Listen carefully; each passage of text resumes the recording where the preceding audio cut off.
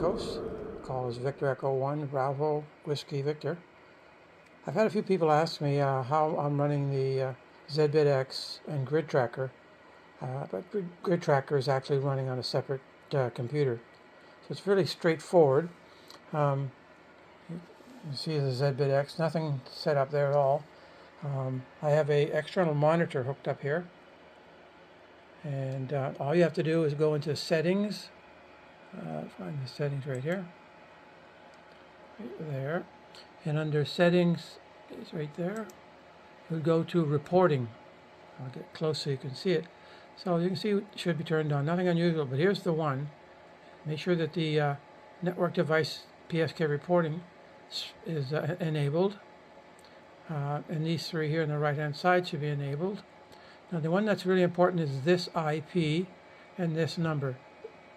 1237 is the default, and that's fine. But this number here, this IP, if we can see with my mouse there, that IP is actually the IP of the destination. In other words, I'll show you in a minute. I'm going to walk over to another computer here in the shack, and that IP happens to be this number here, the 192.168.172. And so we'll show you where you have to make sure everything's okay on the other end. So anyway, that's really it. Just turn that on. You don't have to worry about anything else. Hit OK, and I'll walk over here to the other side.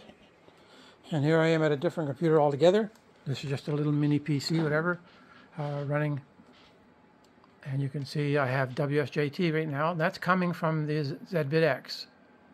So you just go into your settings, the little cog wheel here. And you should look under General and make sure, basically this will all be normally filled in.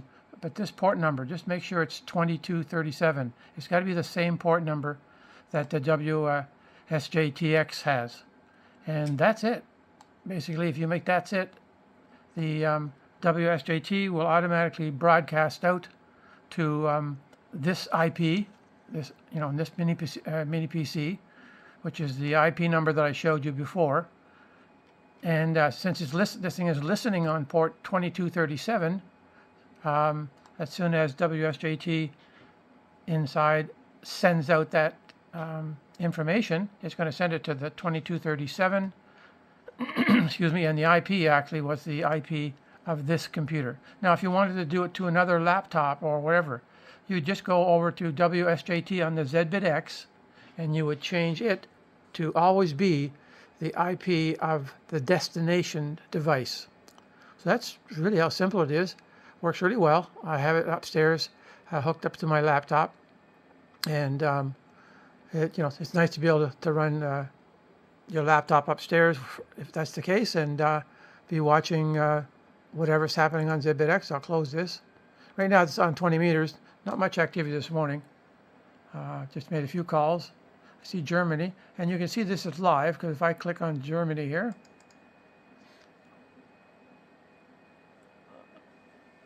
let me just go check. Yeah, and you see it's gone red, which is mean it's trying to transmit. And there I am right now transmitting from New Brunswick all the way over to Germany. So nothing unusual there. And I think this is an old Gridtracker I'm running, but it makes no difference.